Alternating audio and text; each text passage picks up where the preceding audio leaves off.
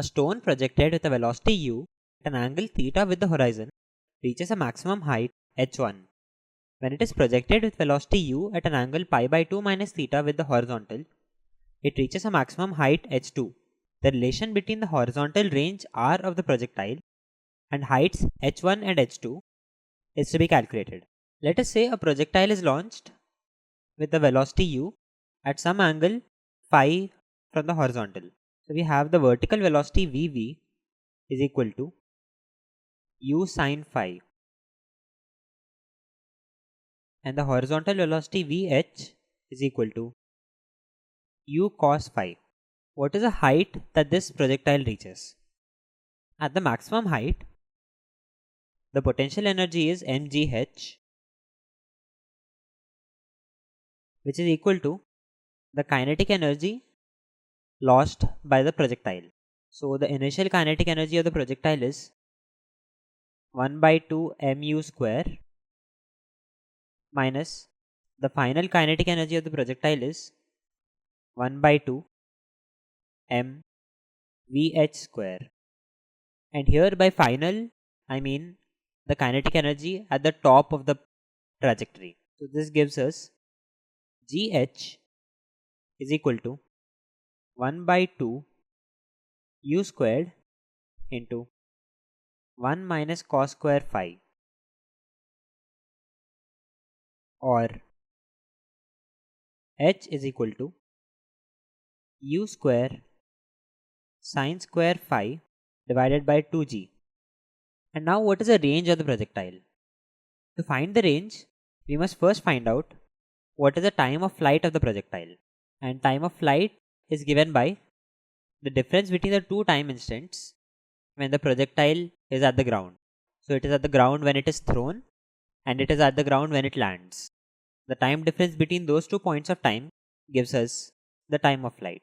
So the vertical velocity can be represented by y is equal to vvt minus 1 by 2 gt squared, and we need the left hand side to be equal to 0. 0 is equal to u sine phi t minus 1 by 2 gt squared. So this has two roots. One of them is t is equal to 0, but that is a point of time when the particle is thrown into the air. So we can safely ignore that solution for now, and we get t is equal to 2u sine phi by g. And to calculate the range, let's say r, small r is the range. Range is equal to time of flight into the horizontal velocity, that is vh. So this is equal to 2u square sine phi cos phi divided by g. Now from this it is clear that whether phi is equal to theta or phi is equal to pi by 2 minus theta, the range will be the same as long as initial velocity is the same. And now we need to get a relation between the three terms that are the range r, which is r is equal to 2 u square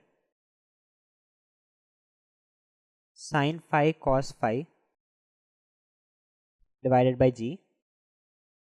h1, in the expression for r, we can actually replace phi with theta. So we have sine theta into cos theta. h1 is equal to